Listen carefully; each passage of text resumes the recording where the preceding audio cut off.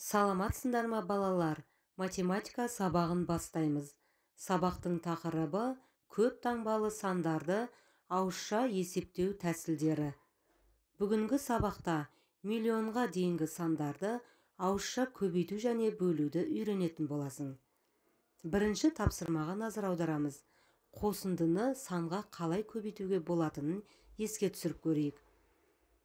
Мысалы, 1234 сандарының қосындысын 2-ге көбейтіп көрейік.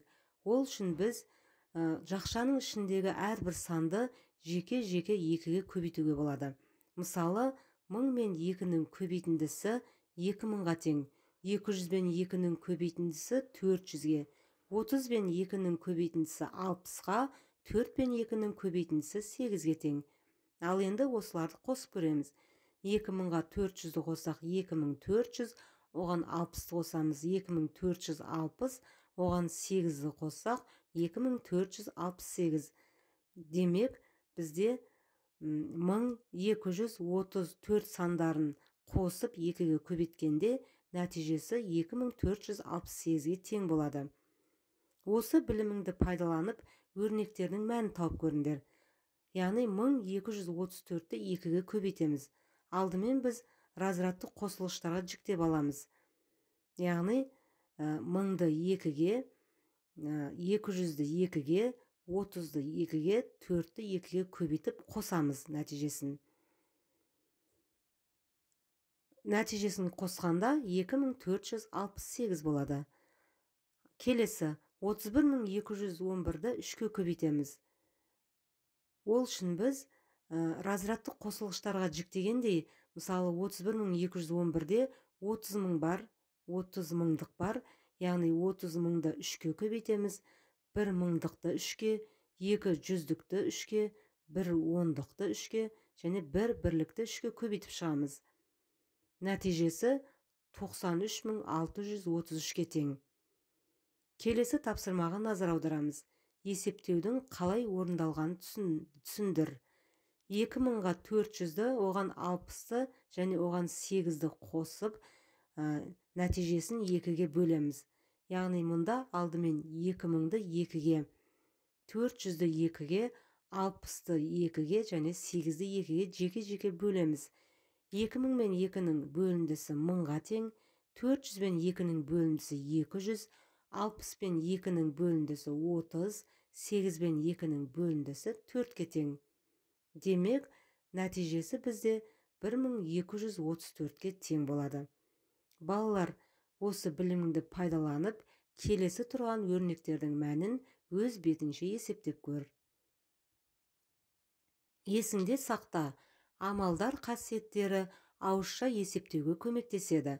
Көп таңбалы санды бір таңбалы санға көбейту, бөлу үшін оны разрядты қосылғыштардың қосындысы түрінде жазып, көбейтуді немесе бөлуді разряд бойынша орындау қажет. Есептің дұрыстығын тексер. 22341-ді 2-ге көбейтеміз. Ол үшін біз, яғни мұнда көп таңбалы санды біз бір таңбалы санға көбейту үшін разрядты қосылғыштардың қосындысы түрінде жазамыз.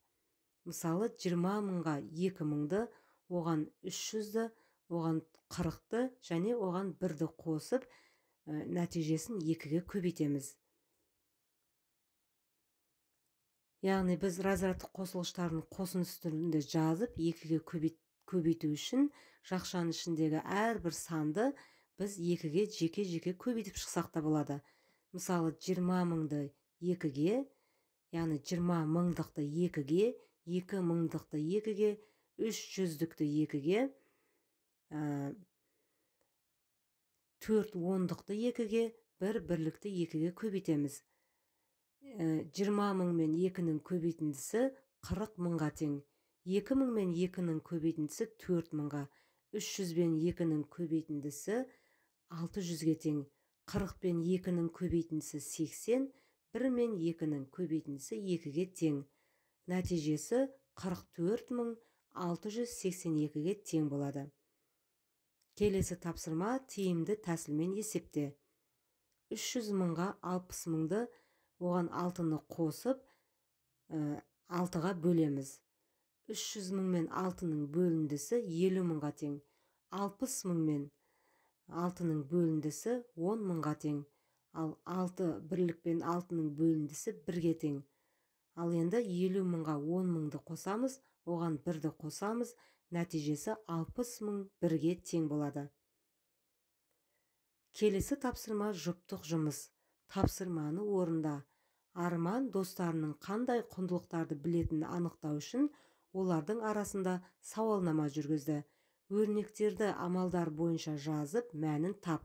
Сонда сен балалардың әрқайсысы қай сөзді айтқанын білесің. Мысалы, мейірімділік деген алақанға қарасақ, мұнда 100 мыңнан азайтамыз 42 мың мен 2-ның бөліндісін. Олай болса, оның нәтижесін тауып көреміз. 42 мың мен 2-ның бөліндісін табатын болсақ, 21 мыңға тең. Ал 100 мыңнан 21 мыңды азайтсақ, бізде 79 мың болады. Демек, Ерлан бізде мейірімділік туралы айтқан. Демек, Ерлан мейірімділік құндылығы туралы білетінін айтты. Балалар, келесі құндылықтарды өзің анықтап көр. Яғни, сәйкес алақандарды бір-біріне табуымыз қажет. Яғни, берілген өрнектердің мәнін табу арқылы біз құндылықтарды таба аламыз. Топтық жұмыс. Мәтіндерді оқы. Олар есеп болатындай сұрақтар ойластыр. Қайырымдылық концертіне 21234 кәсіби және одан 2 есе артық кәсіби емес әртістер қатысты. Ал енді осы мәтінді есеп болатындай бұлай сұрақ қоямыз. Барлығы қанша әртістер қатысты? Есептің шартын құрастырамыз. Кәсіби әртістер 21234. Кәсіби емес әртістер белгісіз 2 есе артық. Барлығы қанша әртіс? Алдымен біз кәсіби емес әртістердің санын табу үшін 21234-ті 2-ге көбейтеміз, ал барлығын табу үшін кәсіби әртістердің санын қосамыз. Нәтижесі бізде кәсіби емес әртістердің саны 42468, оған кәсіби әртістердің санын қосқанда 63702 болады. Жауабы барлығы 63702 әртіс. Келесі ән нұсқасына назар аударамыз. Қайырымдылық концертін өткізуден 966399 теңге жиналды. Оның 3-тен 1 бөлігі балалар ауруханасына, ал қалғаны балалар үйіне жіберілді. Ал енді сұрақ. Балалар үйіне қанша теңге жіберілді? Балалар, біз мәтінді есеп болатындай сұрақ ойластырдық. Ал енді осы есептің ән нұсқасын өз бетіңше есептеп көр. Теңдеулерді шеш. 1 миллионнан азайтамыз 62 мен x-тің көбейтіндісін. Нәтижесі 987600 болып тұр. Бұл күрделі теңдеуді біз қарапайым теңдеуге айналдырамыз. Яғни бірінші біз көбейтіндіні теңдіктің сол жағына қалдырамыз.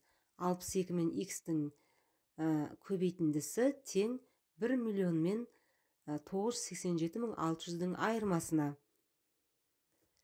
62 мен x-тің көбейтіндісін жазамыз сол жағына, ал бізде 1 миллион мен 987600-дің айырмасы 12400-ге тең.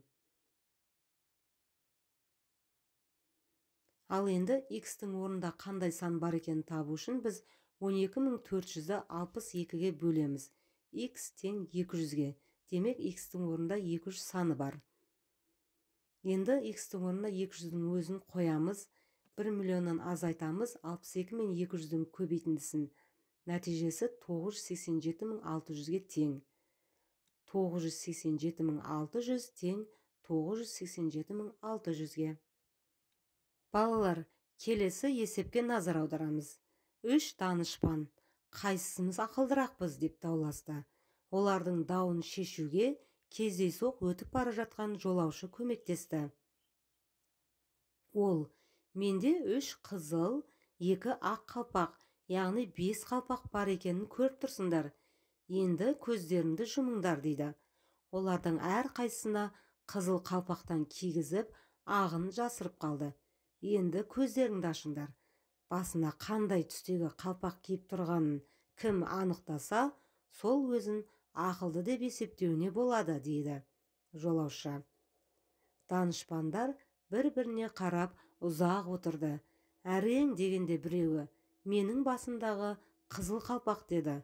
Ол оны қалай білді? Ол үшін экрандағы кестеге назар аударамыз. Егер бұнда 3 нұсқа бар. Егер бірінші нұсқада жолаушы данышпандардың басына бір қызыл қалпақ, 2 ақ қалпақты кигізген болса, олар бір-бірінің басындағы қалпақтарды көріп, мысалы бірінші тұрған данышпан, қызыл қалпақ киген данышпан 2 ақ қалпақты көріп, өзінің басындағы қалпақтың қызыл екенін нақты айталар еді. Ал екінші нұсқа: данышпан 2 қызыл қалпақ, жолаушы данышпандарға 2 қызыл қалпақ, 1 ақ қалпақ кигізуі мүмкін. Мұнда, яғни ақ қалпақ киген данышпан 2 қызыл қалпақтың киіп тұрған данышпандардың қалпағын көріп, ол өзінің басында қызыл немесе ақ екенін білмей ұзақ ойлануы мүмкін. Ал қасындағы 2 данышпан да өздерінің қасындағы 2 данышпанның біреуінің қызыл, біреуінің ақ екенін ойланып ұзақ тұруы мүмкін. Сондықтан да бұл жерде не ақ, не қызылды таңдауы мүмкін. Сондықтан да 3 данышпанның ешқайсы үндемей тұрғанына қарап, ішіндегі бір данышпан өзінің басындағы қалпақтың ақ немесе қызыл екенін анықтай алады. Ал үшінші нұсқада 3 данышпанға да қызыл қалпақ кигізген. Олар өздерінің басындағы қалпақтың, яғни қасында тұрған 2 данышпанның басындағы қалпақтың қызыл екенін біліп, өзінің басындағы, яғни данышпанның біреуі өзінің басындағы қалпақтың ақ немесе қызыл екенін анықтау керек. Бірақ ол қасындағы 2 данышпан да үндемей тұрғандықтан, ол өзінің басындағы қалпақтың қызыл екенін айтты. Егер қасындағы тұрған данышпандар өздерінің қасындағы тұрған 2 данышпанның қалпақтарының ақ екенін білсе, екеуінің де ақ екенін білсе, өздерінің басындағы қызыл деп айтар еді. Ал мұнда әр данышпан өзіне қасында тұрған 2 данышпанның басындағы қалпақтарының қызыл екенін көріп тұр. Сондықтан да олар 2 данышпанның үндемей тұрғанына қарап, яғни дұрыс шеше алмай, дұрыс шешім қабылдай алмай тұрғанын байқап, 3-ші данышпан өзінің басындағы қалпақтың қызыл екенін әрең дегенде табады.